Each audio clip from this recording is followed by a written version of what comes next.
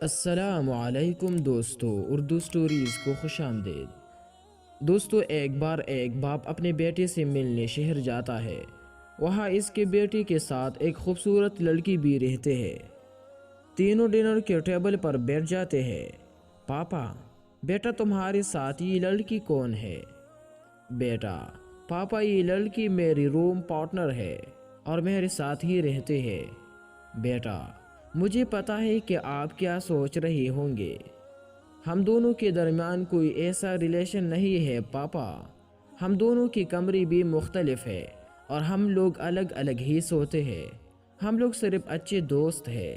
پاپا: اچھا بیٹا۔ دوسرے دن اس کے پاپا واپس چلے جاتے ہیں۔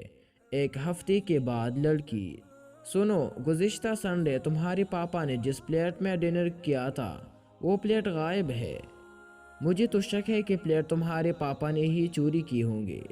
آدمی: شٹ اپ، یہ تم کیا کہہ رہی ہو؟ لڑکی: آپ ایک بار اپنے پاپا سے پوچھ تو لو، پوچھنے میں کیا حرج ہے؟ آدمی: اوکے۔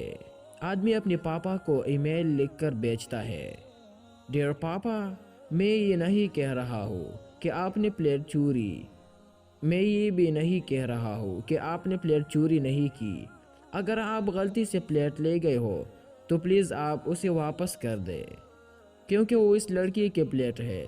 اس کے پاپا اسے 1 گھنٹے کے بعد جو اب بیچتے ہیں: ڈیئر بیٹا، میں یہ نہیں کہہ رہا ہوں کہ تمہاری روم پارٹنر تمہارے ساتھ سوتے ہیں، میں یہ بھی نہیں کہہ رہا ہوں کہ وہ تمہارے ساتھ نہیں سوتی، اگر اس پورے ہفتے میں وہ لڑکی ایک بار بھی اپنے کمرے میں اپنے بیڈ پر سو جاتی تو تکیے کے نیچے ہی اسے پلیٹ مل جاتی جو میں نے چھپائی تھی۔